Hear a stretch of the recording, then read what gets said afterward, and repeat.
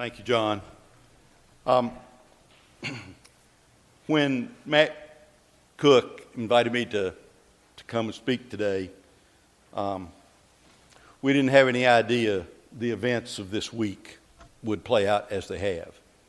And I want to say thank you to Matt and to the rest of the staff for the invitation to lead worship this morning.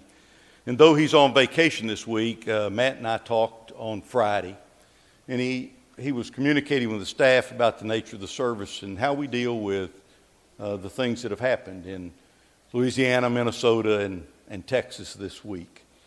And I kind of hoped and thought that this might be a more lighthearted kind of day. And he asked me in my message would I deal with that issue. So here's what I want to say to you this morning about that. If you follow the news at all, you've already heard of a lot of voices and opinions around these senseless killings. You've heard voices filled with the anguish of pain and loss. You've heard other voices that have been defiant and angry. And some have demanded justice and called for restraint in the same breath.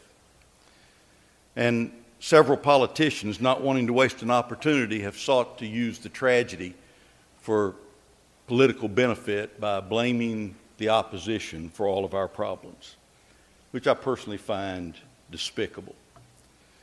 But for me, on Thursday night, watching the news, I felt like our world was unraveling.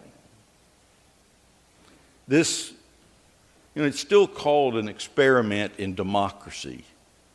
And we're still experimenting after 240 years.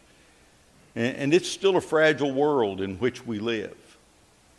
And all of that is being put to the test in this country as we deal with issues of race, of how we go about keeping the citizens safe, and dealing with individuals who do things outside anything that any one of us would accept.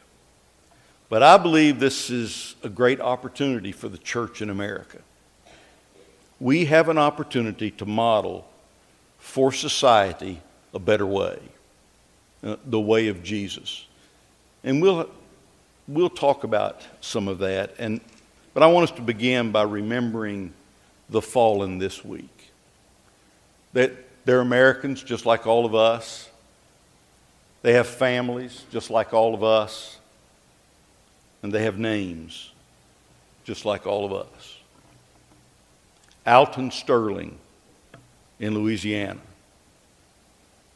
Philando Castile in Minnesota.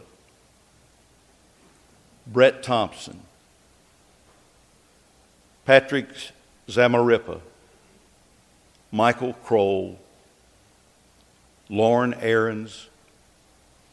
And Michael Smith. All of Dallas, Texas. So while the message today is not tied directly to that, I hope you will hear my words with these people and their families and the situation we face in America in the forefront of your minds. We can't escape it. There'll be lots of voices that are going to speak to these issues, and they're not going to stop.